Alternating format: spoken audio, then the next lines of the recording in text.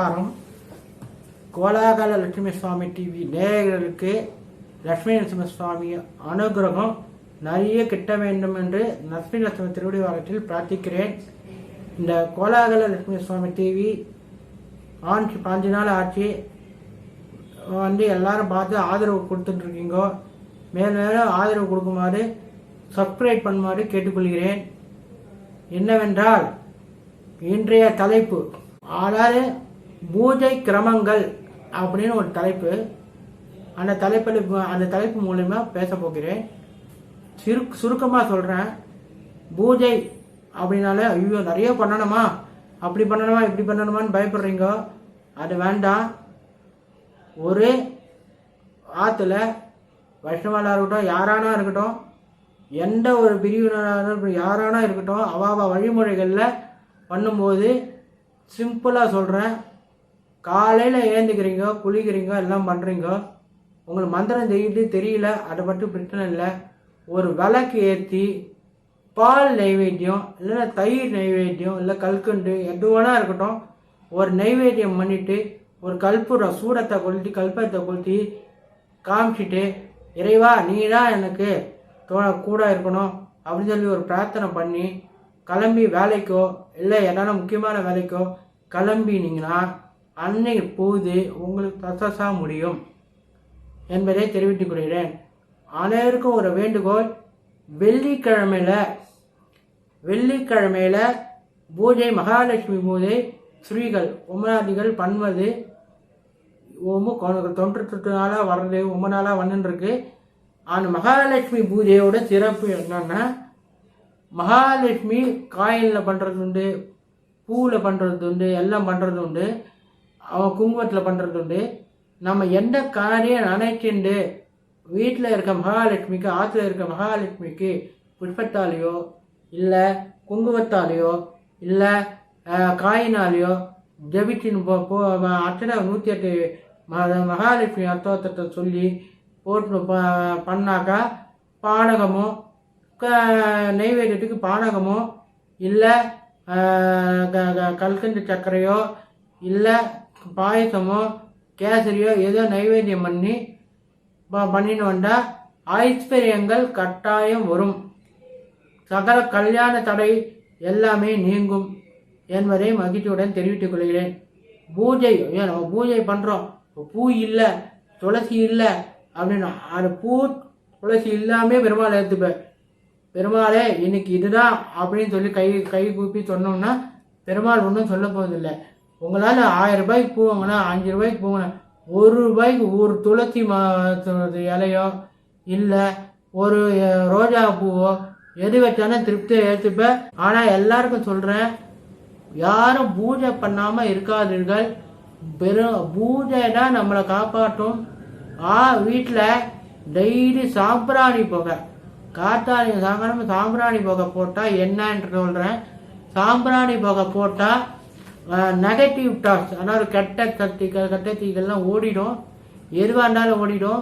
நமக்கே மூடு அப்செட் இருந்தால் கூட இந்த தூபம் போட்டாக்க நம்ம ஃப்ரெஷ்ஷாக ஆகி நம்ம அடுத்து என்ன பண்ணலாம்னு யோசிக்கலாம். ஆனால் பூஜை கிரமங்கள்னு போது வாழைப்பழம், பைனாப்பிள், அதே மாதிரி மாம்பழம் இதெல்லாம் வைக்கணும்னு அவசியமே இல்லை. உங்கள் வீட்டில் என்ன இருக்கோ, தயிர் இருக்கா, பால் இருக்கா, சர்க்கரை இருக்கா, எது இருந்தாலும் கண்ட்ரோலில் பண்ணலாம், எது இருந்தாலும் நைவேத்தியம் பண்ணலாம் என்பதை தெரிவித்துக் கொள்கிறேன். லகு திருவாராதனம் இது பொதுவான ஒரு பூஜை கிரமங்களை சொல்லியிருக்கேன். லகு திருவாராதனம் ஒன்று இருக்குது. ஆற்றுல இருக்க கோவில் திருவாரணம் லகு திருவாரணம் வேறு.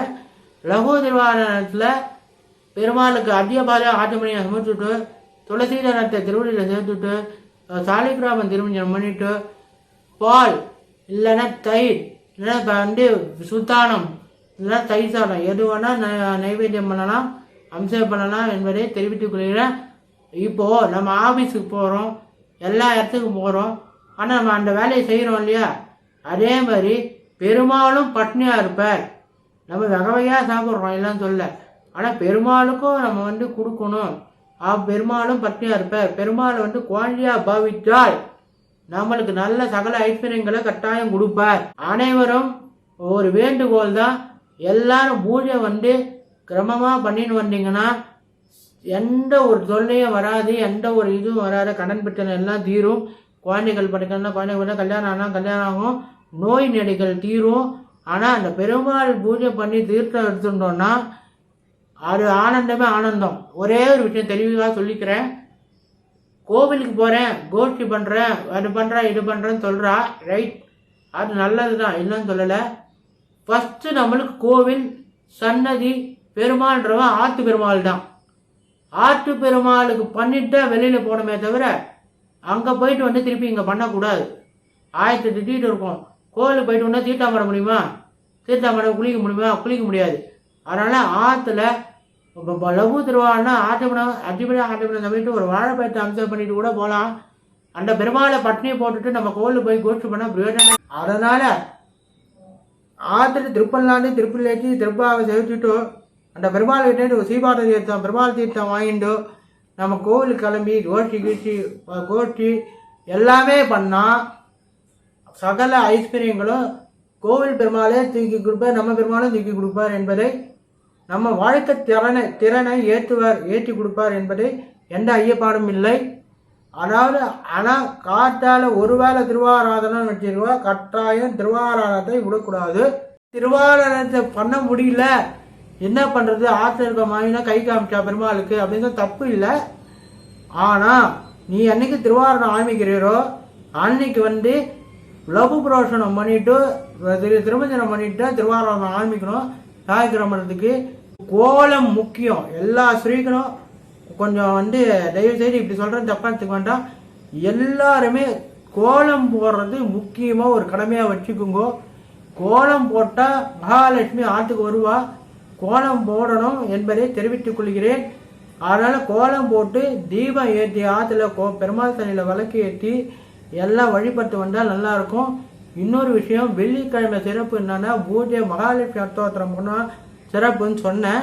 எல்லாம் ஐஸ்வர்யங்கள். அதோட இன்னொரு விஷயம் என்னென்னா உப்பு கீரை ரெண்டும் வாங்கினா ரொம்ப ரொம்ப விசேஷம். உப்பும் கீரை எப்பவுமே இருக்கணும். எல்லாரும் தெரிவித்துக்குங்க. ஆற்றுல என்னென்ன இருக்கணும், அரிசி, மகாலட்சுமி, உப்பு, அதாவது கீரை, இதேமாதிரி வகைகள் வந்து வெள்ளிக்கிழமை தூரம் கட்டாயம் இருக்கணும். வெள்ளிக்கிழமை அரிசி இல்லாமல் ஆற்றுல இருக்கக்கூடாது என்பதை தெரிவித்துக் கொள்கிறேன். மகாலட்சுமி வாசமே அரிசி தான். அரிசின்றது ஒரு வந்து நெல் கதிர்லேருந்து வருது அப்படின்னு நினச்சிக்கிறோம். ஆனால் மகாலட்சுமி அனுகிரகம் எல்லாமே நெல் கதிரும் கிடையாது. அதனால் வந்து அனைவரும் இப்போ எப்படி பண்ணுறீங்க, நான் வந்து ஐடியில் இருக்கேன், என்னால் முடியல சுவாமி, என்ன பண்ணுறதுன்னு தெரியல, சஞ்சாவனம் பண்ண முடியல, அது பண்ண முடியல, இது பண்ண முடியலன்னு சொல்கிறாள் இல்லையோ, அவளுக்கு ஒரு சின்ன விஷயம். நீர் எத்தனை மணிக்கு ஏந்துக்கிறீர்? 10 மணியா, 12 மணியா? வேண்டாம், நான் 6 மணியா? Right, okay. சஞ்சாவந்தனம் பண்ணிட்டு ப்ராஜெக்டானு ஒன்று உதிருக்கா, அது பண்ணிட்டு சஞ்சாவனம் பண்ணலாம். மத்தியானம் வந்துடுவா பண்ணலாம். என்னென்னா சாயம் சண்டியும் பண்ணலாம். சாயம் சண்டியும் பண்ணணும்.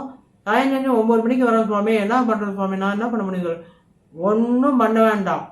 சாயலட்சியில் சாயம் சந்தியால் அதுக்கும் பிராயத்திட்டம் வந்துடும். ஒரு மந்திரம் சாயத்திட்டம் வந்தோம், அத்தியம் விடும்போது 2ஆக விடணும்.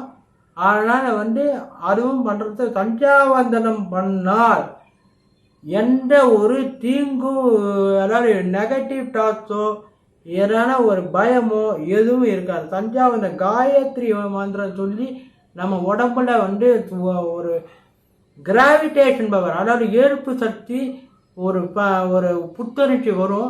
பூஜை பண்ணுறதே ஒரு இதுவாக வச்சுக்குங்கோ. உங்கள் நன்மைக்கு தான் சொல்கிறேன், நான் எனக்கு ஒன்றும் இல்லை, உங்கள் நன்மைக்கு தான் சொல்கிறேன். அந்த பூஜை கிரமங்களை ஈஸியாக சொல்லியிருக்கேன்.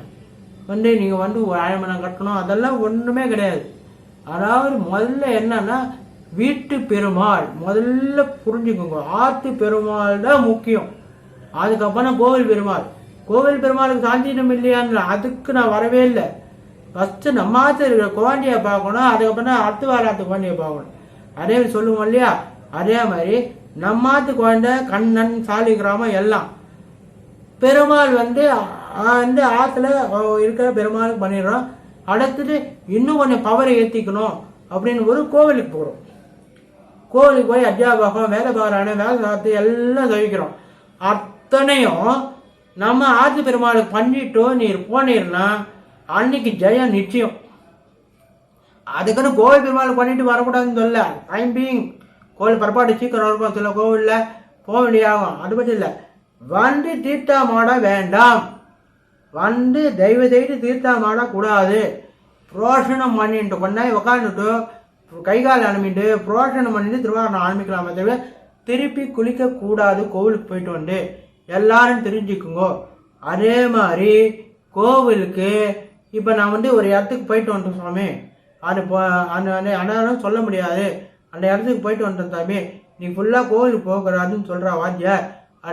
அப்படிலாம் ஒன்றுமே கிடையாது. பங்காளிகள் 3 நாள் தூக்கிட்டு 4 நாள் தூக்கிட்டு அப்படி இருக்குவாரா போகக்கூடாதே தவிர, ஃப்ரெண்ட்ஸை பார்த்துட்டு வந்தேன், ஃப்ரெண்ட்ஸு போயிட்டா அவளை பார்த்துட்டு வந்தேன், ஆனால் கோவிலுக்கு போகலாமான்னு தெரியல. தாராளமாக தீர்த்தம் மாடிட்டு கோவிலுக்கு போகலாம் என்பதை தெரிவித்துக் கொள்கிறேன். அதுக்கும் இதுக்கும் சம்பந்தம் இல்லை என்பதை தெரிவித்துக் கொள்கிறேன். ஏதாவது பூஜை கிரமங்கள் ஒரு ஆற்றுல இப்போ நம்ம வந்து சாப்பிடாதனால நமக்கு உடம்பு இல்லை. நம்ம சாப்பிடாதனால ஆர்டர் பண்ணி சாப்பிட்றோம், இல்லை ஆற்றுல பண்ணி சாப்பிட்றோம் இல்லையா? அதே மாதிரி தான் அந்த பெருமாளும் பட்னியாக இருப்பேன். அந்த பெருமாளுக்கும் தீர்த்தமோ பாலோ, ரொம்ப சொல்லலை, தீர்த்தமோ பாலோ கல்கண்டோ சக்கரையோ கொடுத்தா அந்த பெருமாள் உனக்கு வாரி எல்லாமே தருவார், எல்லா ஐஸ்வர்யங்களும் தருவார், அள்ளி அள்ளி தருவார். அதனால் எல்லாரும் இன்பத்தில் இருக்க வேண்டும் என்பதற்காக, எல்லாரும் மகிழ்ச்சியாக இருக்கணும் என்பதற்காக இந்த பதிவை போடுறேன். ஸ்ரீமதே ராமானுஜாய நமः, ஸ்ரீமதே வரவண நமः.